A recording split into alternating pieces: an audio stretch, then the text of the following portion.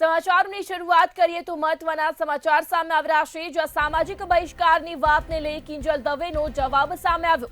ત્યારે આંતરજ્ઞાતીય મુદ્દે સામાજિક બહિષ્કારની ધમકી વચ્ચે પ્રતિક્રિયા આપવામાં આવી. ત્યારે બહિષ્કારની ધમકી વચ્ચે ગાયક કિંજલ દવે દ્વારા પ્રતિક્રિયા આપવામાં આવી. બહિષ્કારના એલાન બાદ કિંજલ દવેએ મૌન તોડ્યું. ત્યારે બહિષ્કાર કરવાનું આહવાન કરનારને અસામાજિક તત્વો ગણાવ્યા. ત્યારે કિંજલ દવે દ્વારા પ્રતિક્રિયા આપવામાં આવી. દીકરીની પ્રગતિ નથી જોઈ શકતા તેઓ આવું કૃત્ય કરે છે તેવું કિંજલ દવેએ જણાવ્યું. જેટલા પણ લોકોએ મને શુભેચ્છાઓ આપી, મને પ્રેમ અને આશીર્વાદ આપ્યો હોય, દરેકનો હું દિલથી આભાર માનું છું.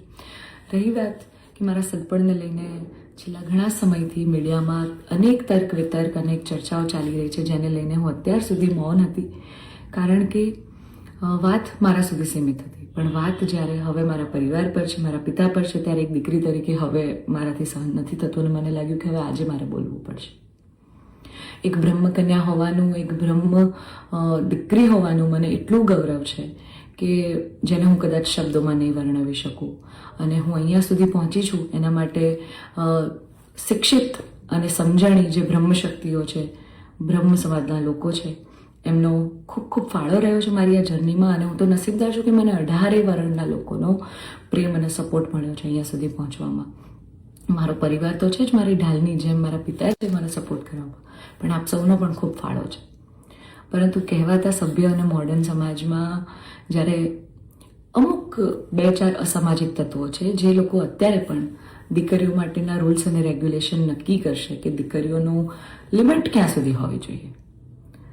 દીકરીઓને ફ્લાય કરવા માટે પાંખો મળી છે, એને વીંજવાની અને એને કાપવાની વાતો છે. આ બધી દીકરીઓ અત્યારે તેજસ જેવી પ્લેનો ઉડાઈ રહી છે, યુદ્ધ કરી રહી છે, રણ મેદાનમાં છે, સંસદમાં છે, વિજ્ઞાન અને ટેકનોલોજીમાં છે. હમણાં ઓપરેશન સિંદૂર જે થયું એમાં 2 દીકરીઓએ લીડ લઈને આપણને પૂરા દેશને ગૌરવ અપાવ્યું.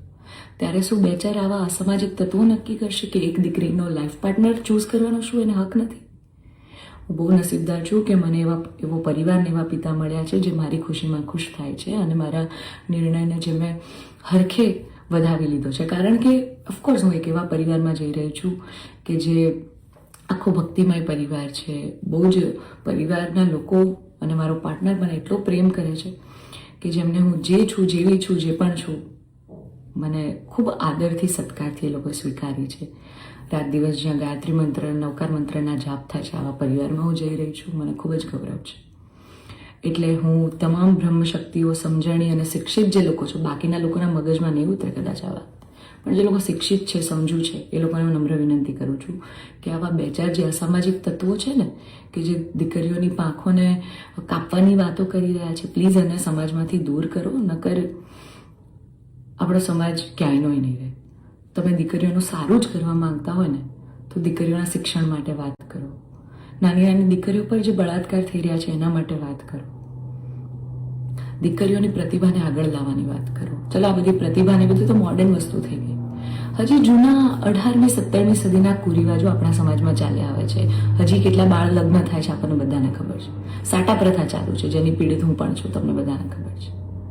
દીકરીઓના પૈસા લેવામાં આવે છે. અલા, દીકરીઓને તમે ઘૂંઘટામાં રાખો છો અને તમે એમ કહો છો કે અમે દીકરીઓનું સારું કહેવા માંગીએ છીએ. એક બાજુ દીકરીઓ તેજસ જેવી ફ્લાઇટો ઉડાઈ રહી છે, આર્મીમાં છે, નેવીમાં છે, અને એક બાજુ દીકરીઓ ઘૂંઘટામાં છે. એના પરથી જ ખબર પડી જાય છે કે ક્યાં કેટલો વિકાસ છે. હું દરેક બ્રહ્મ શક્તિઓને, બ્રહ્મ આગેવાનોને નિવેદન કરું છું, આજીજી કરું છું કે આવા અસામાજિક તત્વોને સમાજમાંથી હટાવો. જેટલા પણ લોકો હવે મારા પરિવાર વિરુદ્ધ કંઈ પણ પોસ્ટિંગ કરશે, કમેન્ટ કરશે, એમના વિરુદ્ધ હું કાયદેસરના પગલાં લઈશ.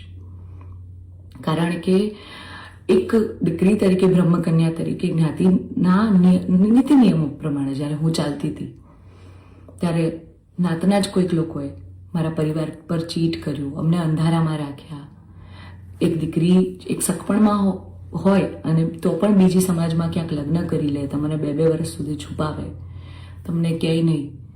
તો જ્યારે આ આફત આવી ત્યારે મેં નક્કી કર્યું કે ભાઈ હું આ રિલેશનમાં નહીં રહું. મેં મારા પરિવાર માટે સ્ટેન્ડ લીધું. અને કોઈ છોકરાને શું, જ્યારે પરિવાર માટે અને મારા પિતા પર જ્યારે વાત આવશે ને ત્યારે હું ભગવાનને પણ છોડવાની તાકાત ધરાવું છું. એ દીકરી છું હું. બરાબર છે. એટલે આપ સૌને નમ્ર વિનંતી છે કે જેમ દેશની દરેક દીકરીઓ પોતાના જીવનની શરૂઆત કરે છે એમ મેં પણ એક શરૂઆત કરી છે. આને પહેલાં તો કોઈ વિશેષ મોટો મુદ્દો બનાવવાની જરૂર નથી. અને આવા જે અસામાજિક તત્વો છે કે આમ કરશું નાત બાર કરશું, અરે ભાઈ તમને 5,000માં કોઈ પગાર પર નોકરી રાખવા તૈયાર નથી. તમે તમારા ઘરનું અને તમારું સંભાળો પહેલાં તો. અને આવા અસામાજિક તત્વોને, તમામ બ્રહ્મશક્તિઓને, શિક્ષિત અને સમજણા જેટલા લોકો છે એમને મારી વિનંતી છે કે આવા સામાજિક તત્વોને તમે દૂર કરો સમાજમાંથી, જેથી દીકરીઓ ડરે નહીં અને એમની પ્રતિભા આગળ આવે અને સમાજનો વિકાસ થાય. જય માતાજી, હર મહાદેવ.